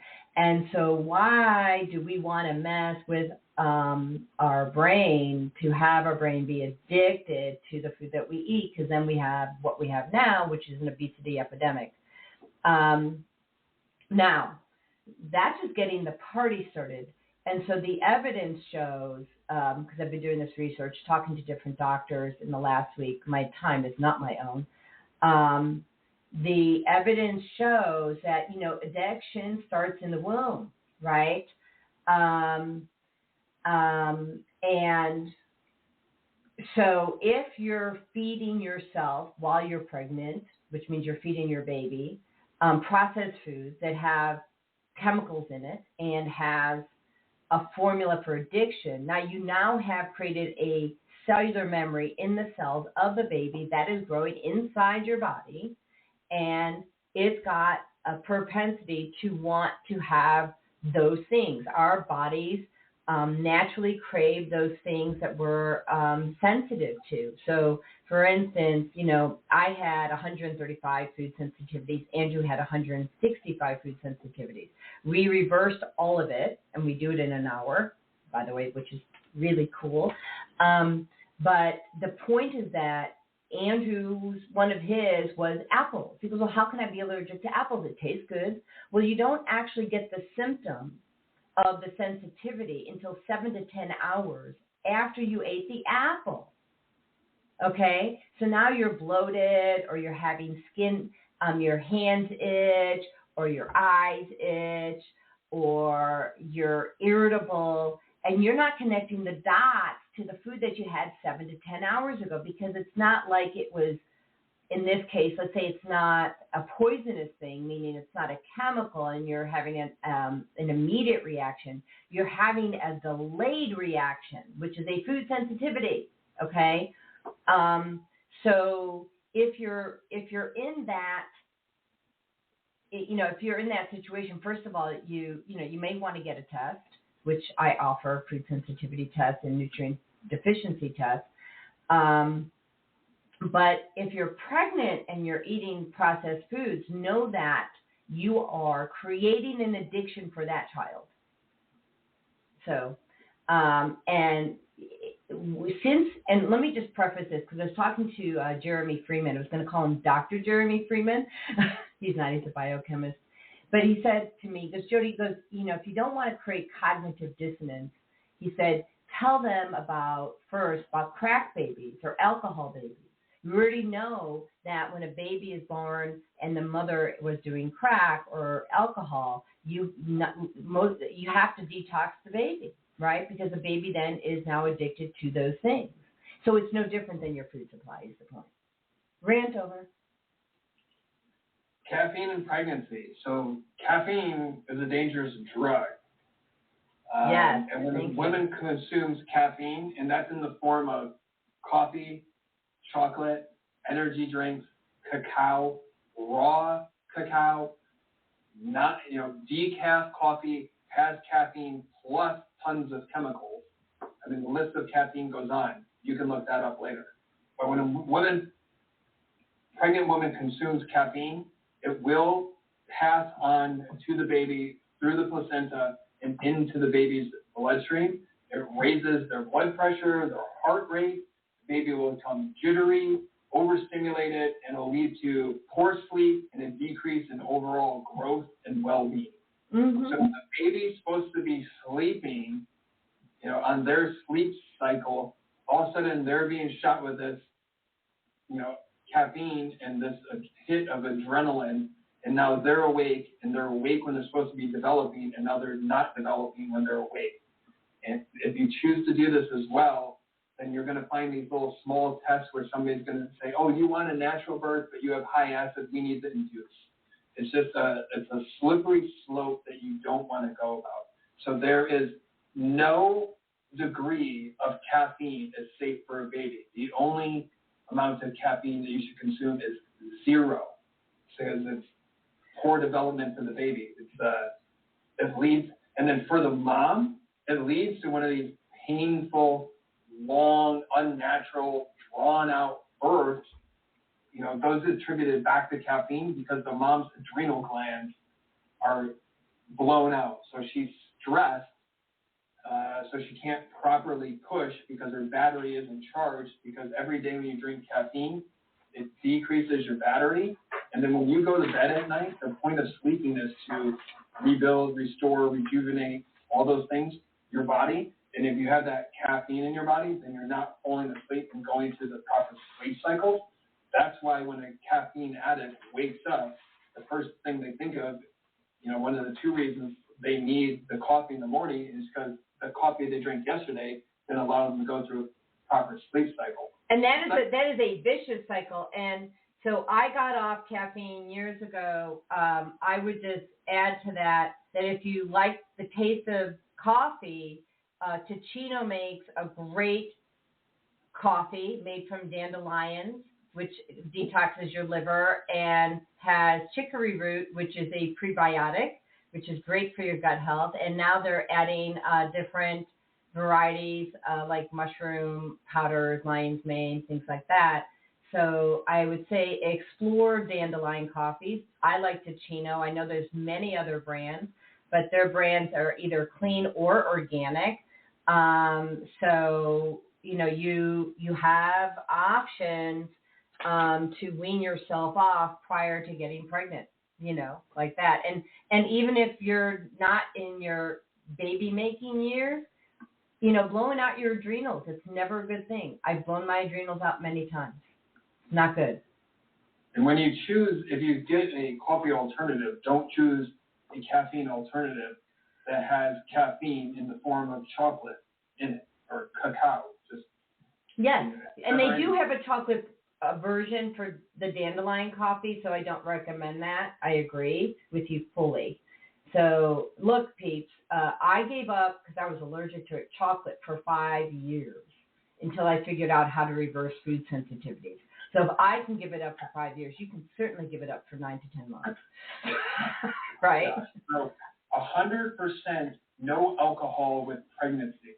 Mm-hmm. And I'm not talking about the symptoms of fetal alcohol syndrome. I'm not talking about alcoholism. I'm not talking about, you know, I'm talking about socially drinking and then, oh, ha, ha, ha, my doctor said it's okay. I'll just have a little of this, a little now and then. There's absolutely no amount of alcohol that a mom should consume. 0 is the amount of alcohol. And I'm talking about alcohol and supplements. I'm talking about any amount of alcohol. The only safe level is 0. So alcohol consumed by a pregnant woman can drastically affect the baby. It can alter DNA. It's got genetic expression on its whole can be altered, as well as the physical, mental, emotional development. Alcohol. The reason people get drunk is because alcohol is damaging the brain. So it's in the process. It's damaged the liver. Now it's damaging the brain. Now the body has to shoot out adrenaline or epinephrine to counter, to try to disseminate the brain destruction. And then you got this little hit of adrenaline. So it gives you this sudden burst and this small sensation of this was something, that gave me a hit, a high, a small high, but it's just slowly killing your brain, and your brain's starving to that. And so you don't even want to go down that road because it can lead to the baby having headaches, the mom having headaches, the baby having infections, the mom having infections. All these mystery symptoms of chronic illness can be attributed back to that alcohol, as well as the alcohol is going to burn out your adrenals, it's going to lower your battery, and then when you go to have your natural birth, you're not going to have the strength to push the baby out because of just these small amounts of alcohol that you were consuming. Yeah, and so first of all, thank you. So this is a brain spec scan. I am a brain health professional certified through Amen Clinics. And, the brain, it says the brain scans of this is a heavy drinker. And these holes that you're seeing are the areas of the brain that are no longer receiving blood flow activity. Those are the underperforming parts of the brain. Okay, so each time you're drinking, this is what you're doing to your brain. It's why I don't touch alcohol. I don't ever touch. We don't have alcohol in this house. It shrinks your brain volume, causes atrophy of the hippocampus, reduces the number of new brain cells, increases your risk of dementia. I'm sure Alzheimer's, of course. And the blood flow issue is a really big thing because that's showing up for you every single day. And I don't typically promote products here. Well, I mean, I talk about the products that I like, but the product that because I had brain tumors earlier in the year because of an overexposure to radiation. And so my friend Jeremy Freeman, who's a biochemist and world-renowned bodybuilder, most photographed, I think, in the world, he created it's called Upgrade. The Freeman formula is his website, and it actually increases blood flow to the prefrontal cortex, giving you back mental acuity. And over time, you're going to, it's like any other path that you're creating, you're going to create a new memory where the blood flow is going to go back to the brain, and then you're not going to have a brain, hopefully, anymore, because the brain is awesome at healing. Your brain won't look like this anymore, okay? And you certainly don't want to do this to your baby. Like, you don't want to do this to your baby. And certainly self-care, right? Don't do this to you. And if anybody wants more information on brain health, that's my gig. So, rant over. Moms are stealing from their baby. So when a mom gets so stressed out and they're consuming these stress-creating foods and drinks like caffeine, the mom's actually stealing resources away from the baby. So they're actually like tapping into the baby's adrenal gland for their relief. Wow. And now using the baby as a crutch so that they can consume their addictions. So as parents, I mean, the dad can't consume it. The father to be should not be consuming it in front of the mom to be. It needs to be a couple, together saying we're going to end this. But this is what can change the world. It's like you need to relax, let go of what's not serving you in this pregnancy, because the stress that you're creating is going to negatively affect your child's growth and development, and that's going to just compound into stress later in your life.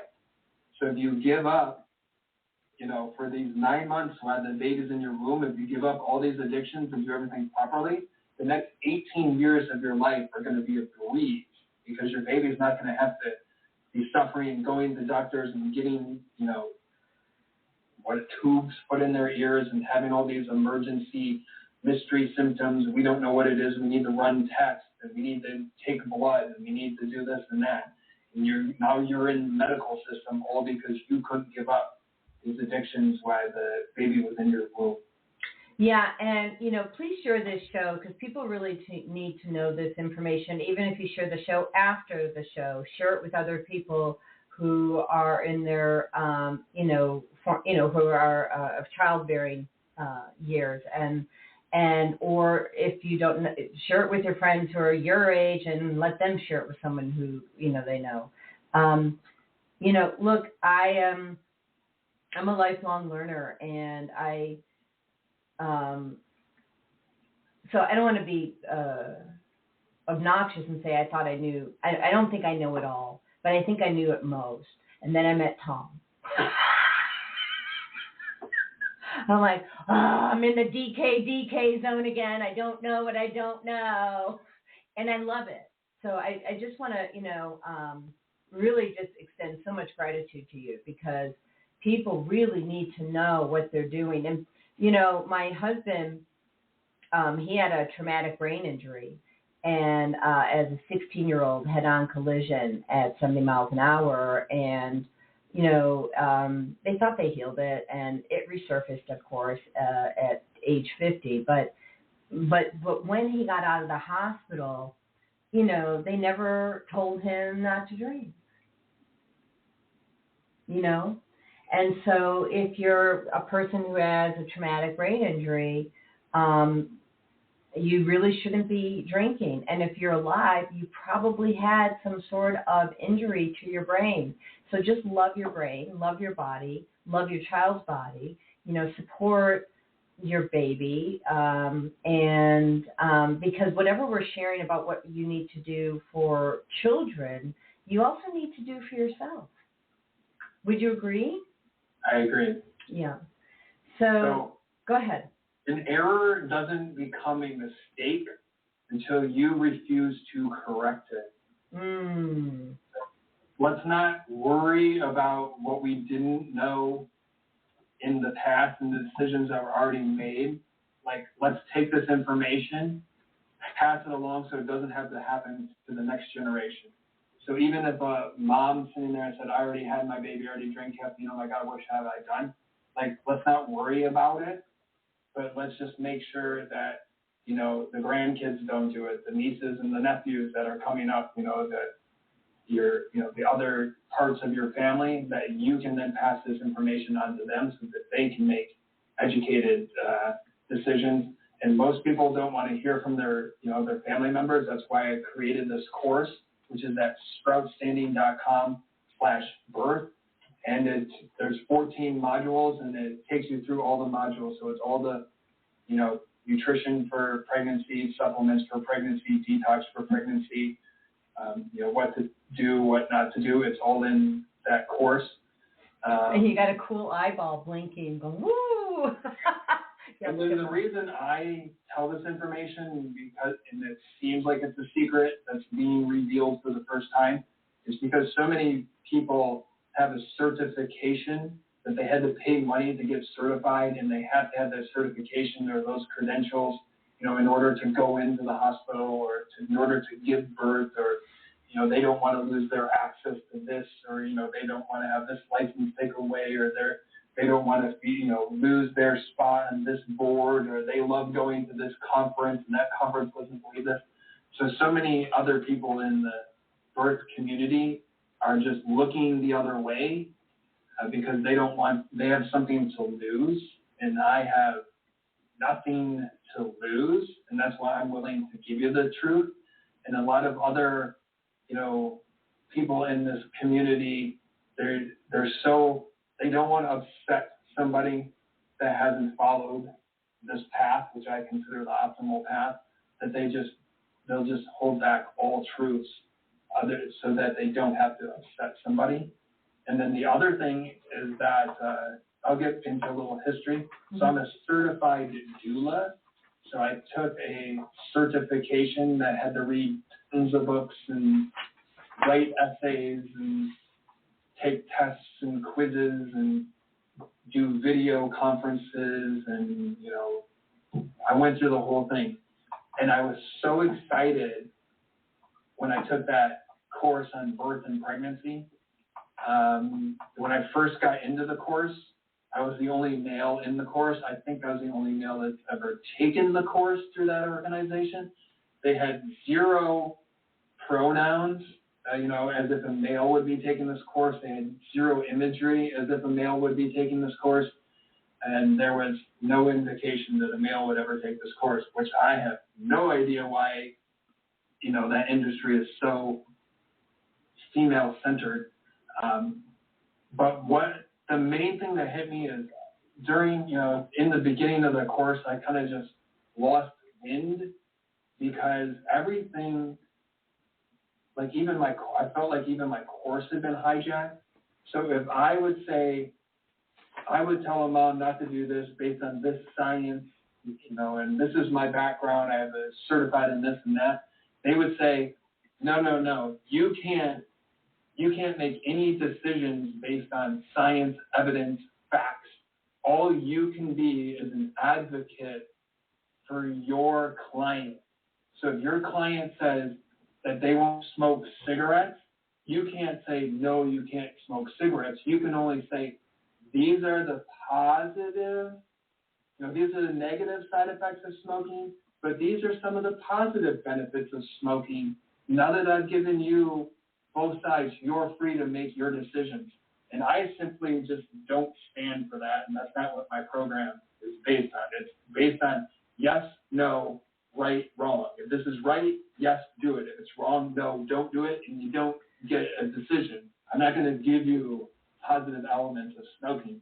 So all of a sudden now I'm in this thing where I have to rewrite essays, I have to remake my video answers, and they're punishing me for being correct and saying the correct things, because the whole industry that's being washed over this midwife and doula thing is you can only be an advocate. You can't, stand for what's right in this world. Right, and so that's the same issue I have, because, I have my functional food program, which is how to reclaim your health, and it also deals with the metaphysics as well, and the spirituality, the meditation, how to keep balance and how to use foods to stay balanced, distinct from what your program does. And,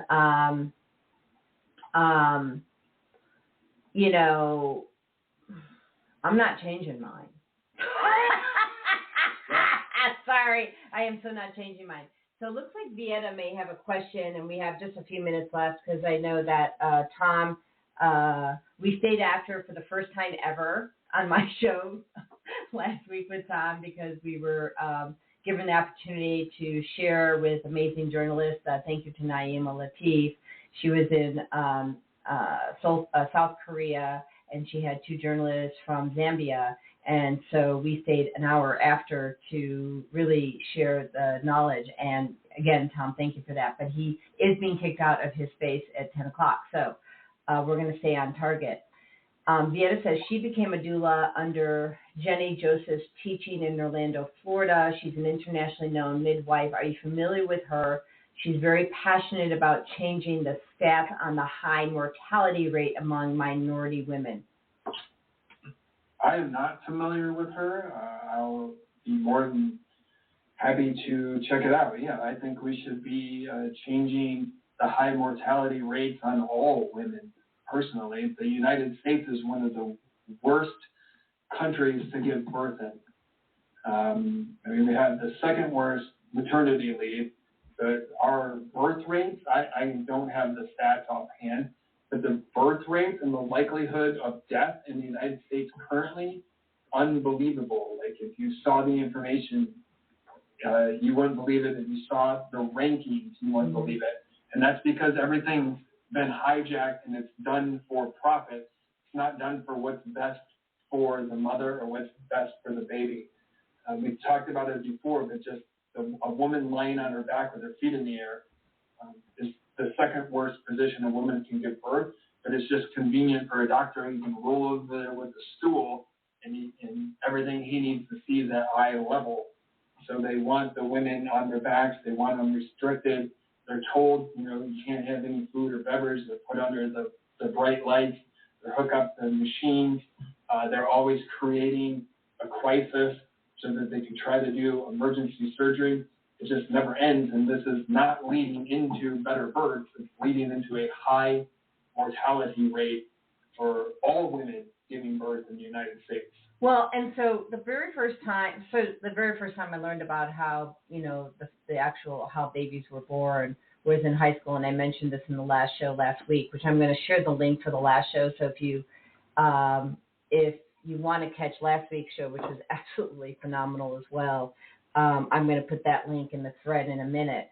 But so that was the first experience that I saw about giving birth. Actually, that's not true. I saw my horse give birth, and that was actually very beautiful and real. And that did not scare me, although it scared me a little bit because it seemed like a difficult situation. Not exactly super comfy. But high school scared me enough to not have kids. But then about 4 years ago, maybe 3 years ago, my husband and I were watching a show. Honestly, I forget it, but it was based in, I think, the 1800s or 1600s, and a woman was having birth, and the husband was behind her, holding her, loving her, right? And she's standing and kind of crouching and letting the baby, and not hit the floor, but, come out naturally. And I think there was someone catching. But the thing was, it was filled with love. Yeah. And had I had that experience in school where they showed me that babies were born with love, I'd be, I can kind of get into that. Kept me unpregnant forever. Yeah, because I'm going to be 60 and I don't have those parts anymore. So there you go. Vieta has another question before we end the show. How many of your clients choose home births, Tom? There's a wide range because I have different clients at different levels. So there's ones that take the entire course, or there's those that just kind of get an initial consultation and then go off on their own. But then oh, you just froze. Resident hospitals and all that stuff.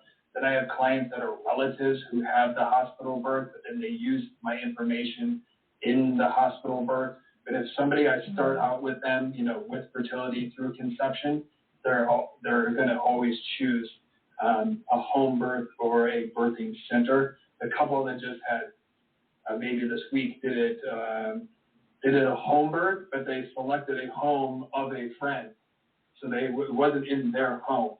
So a home birth doesn't have to be in your home; it can be somewhere else. It wasn't a water birth; it was they just naturally delivered the baby. Yeah, and in that kind of like knees to nipple, the best way to, the best position, if you will. But you got to, you can go on your hands and knees. You can change all your positions. You can use a birthing ball, one of those big balls, however you need to be. And it doesn't have to be in some water or some giant tub in your home. You can just although I like water. Have it in your home, yeah. And if you are doing water, make sure your water's filtered. I'm just going to say. No, I will defer that. Yeah, we covered that. In the best in-house water filtration system. Yeah, and we'll talk offline about that, you and I, helping each other out with that. So if there's any other questions or anything, we've got just a few minutes before we're ending the show. I'm going to check Podbean here. We've had people on all different platforms. We're really grateful that you chose to spend some of your morning with us. And we hope that you found this very informative. It opened my eyes, I'm going to tell you. And Tom, thank you very much. And so if you want to get in touch with Tom Whitmire, his website is www.sproutstanding.com. You can dial him at 305-771-1414. I think text messaging is also good for you. Is that right? Yeah. Okay. And we have, let's see, Facebook. I think it's a Facebook user saying a comment here. I don't know who it is. That says, hold on. She's great information. Thank you. That sounds like Naima. That's I'll say this. So 9 out of 10 women have at least one of these: infertility, fibroids, PCOS, HPV, endometriosis, cysts, breast density, pelvic inflammatory disease, preeclampsia, or like a natural hormonal imbalance. So 9 out of 10 women have one of those. Mm-hmm. So I created this course. When you get the course, there's an answer to all of those. What is the cause? What is the cure? And then what is the course to eliminate this? So that's what my life's goal is. So many women get a fibroid diagnosis, and then they're told they have to go to surgery.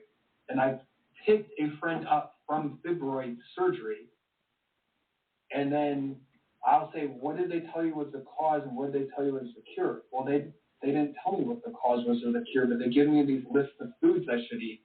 And the 3 foods So one of the foods that they told them to eat is the one thing that leads to fibroids, is a cause of fibroids. What is the cause of fibroids? What food? Well, I'll just say that's a can of worms. One of the supplements, two of the three supplements that they told her to take are a cause of fibroids. And surgery is not a cure for fibroids. And I know this because she had to go back in a few months later to have the surgery again because nothing was cleared up. But when I pick her up and then I present her, that's the cause, that's not the cure, this is the cure, then all of a sudden it's like, I'm just a friend, they're the doctor, and it's like you can never be an expert in your own town.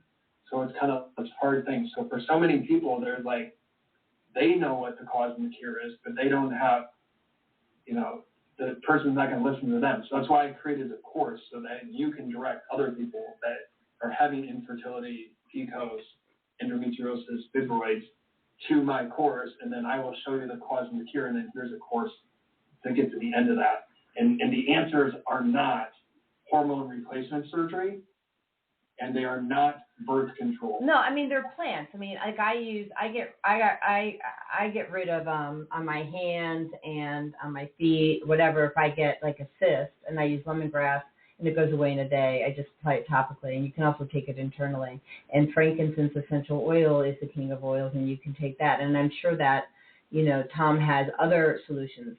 So what I want you to know is that every single plant can be used 10 or 15 different ways, because everybody has some plant that works better for their body than it does for their next door neighbors. So my solutions are lemongrass and frankincense, but Tom, I'm sure, has other solutions outside of that, and you want to, have your arsenal full so that you can, find out what's best for you, like that. But the point is that synthetics don't work, and surgery is a Band-Aid. Is that okay? That's the summary. So thank you, Chris. Chris says, thank you. You're awesome with all sorts of great information. I couldn't agree with you more, Chris. So thank you for that. Reach out to Tom, and if, or myself, if you're looking for, energy healing or, one of the things, Tom is helping, we both help people reclaim their health, right? But one of the things that people are often unaware of is that you have a cellular memory. I help with getting rid of those cellular memories on a energy level. So as a quantum energy healer, I can clear. So this says, you mentioned a link. Okay, Rebecca, what kind of link? So I know that I put in this link, for the last show that we did, which was last week. And it's also on Facebook there. Wait, no, that's not it. This is it. So maybe, is there a different link that you're looking for? And then his website is up here, which is broughtstanding.com. I just want to make sure that I am giving you what you need right now. But we have, or just reach out to either one of us, right? Text us if you have a question about what it is that you're looking for. So he's 305-771-1414. I'm 847-738-024. And you don't see, it may not populate in the Facebook group. If that's the case, I will put it in that Facebook group right after the show so that you have it. Thank you. Blah. All right, so my closing minute is I'm just going to hit some bullet points, and then we'll wrap up. Okay.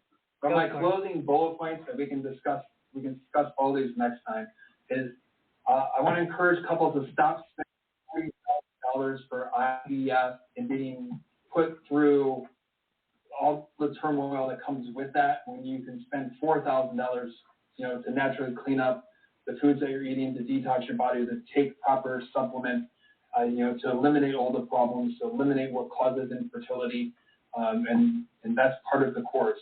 So, go the natural route. I want to encourage couples, to stop scheduling C-sections. If you do everything properly throughout the course, there is no pain when it comes to birth. It's a completely enjoyable experience.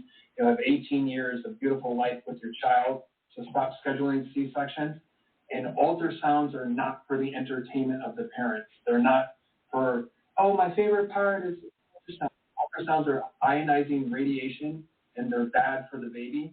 And if you have more than one ultrasound, it's not a good thing. It's heating up the baby. It's causing distress. We can talk about that later. But stop using ultrasounds for social media, for getting views and hits and dopamine, and putting pictures on your fridge. It should be for detecting and then done. And the last thing I'll talk about is stop eating your placenta. So we talked about that in the other show. Watch the other show. But you don't need to encapsulate or eat your placenta. There's no human health benefit. If you take a course, if you go through the steps, if you eat natural foods and plants, you don't need to eat your baby's organ. And the number one thing that you can do is drink water. So stop choosing all these other random beverages and start drinking clean, healthy water, and most of your symptoms will go away. So I will leave it with drink water. Yeah. So I just have to show that screen. So people, if you are not drinking and showering in clean water, for just about, actually it's about $300 between your shower head and the countertop model for the water filter. You can drink clean water and shower in clean water, and remember that your skin does not have a filter. So that's something that I offer, and this is a no-brainer. You can spend money going to the doctor and medications, or you can just clean up your water supply and have a happy, healthy day. All right. And mothers are calling me and telling me how grateful my information was because it brought fathers into the birth. And it's the role of the father. So I present this information. I'll do it anyway. But it's best if I present this information to the father, and then the father presents the information to the mother. And then as a couple, then they decide what their birth plan is going to be. And now the father's part of the birth. And when the birthing process is going on and the father stands up, for the benefit of the baby, towards the doctor, the hospital, to the midwife, to the doula, and he's directing and commanding it, then the father's a part of it. Then we have this big loving family that grows up together. And that's what I really think I bring to the table is helping to give the father confidence that he can stand up for the rights of his baby and his mother and the baby's mother, and that no medical person is going to be mistreating them or violating their rights or going away from what their birth plan is, or creating some scenario that doesn't exist. Yeah, and we need to protect our men. I'm just going to tell you that. An astrologer friend of mine who passed about 10 years ago, she said, Jody, you're here to empower women. And I always thought, well, I'm here to empower both, right? And I do believe that's true because there's a lot of men that have come in as the divine feminine. And it's a really interesting thing I've seen and really recognized really in the last 4 or 5 years how many men came in as the divine feminine. I came in as the divine masculine. And then we have to learn how to balance all of that and have us both have balance and harmony in both our feminine and our masculine side versus pushing one side over the other, right? And so I'm here to really empower people, right, to make the best choices on your own behalf. And sometimes I'm crabby about it, but I do anyway. And the information that we just covered is about 1/15 of the knowledge that's been assembled that you can go through in video forms and that sort of thing. And then you get that oh my gosh, I didn't know that was true. And then you go up on a tangent studying that, and you're like, oh, that is true. And then you go to the next slide. Oh, I didn't know that was true. Like a scavenger hunt of information, but it always leads back to the truth and what's best for you. It doesn't lead back to a stream of income for the person that's presenting the information. And that's really just the truth. So if you buy the shower head, I think I'm making like $12-15, right? So I mean, it's not like I'm getting rich off of your shower head. What I am getting rich off is seeing you reclaim your health. Mwah. All right. Thank you, everybody. We're a little bit over, so I'm just going to end our broadcast and thank everybody for being here. And Tom, hang on if you can for me, and join us next week. So next week we'll have our regular, which is Michelle Froge, the Rockstar Coach, and we are being joined by my brother from another mother, Rajai Kaldani. We will be doing quantum energy healing during the entire 2 hours. So free healing for you. All right. Bye. Aloha. Oh, sorry.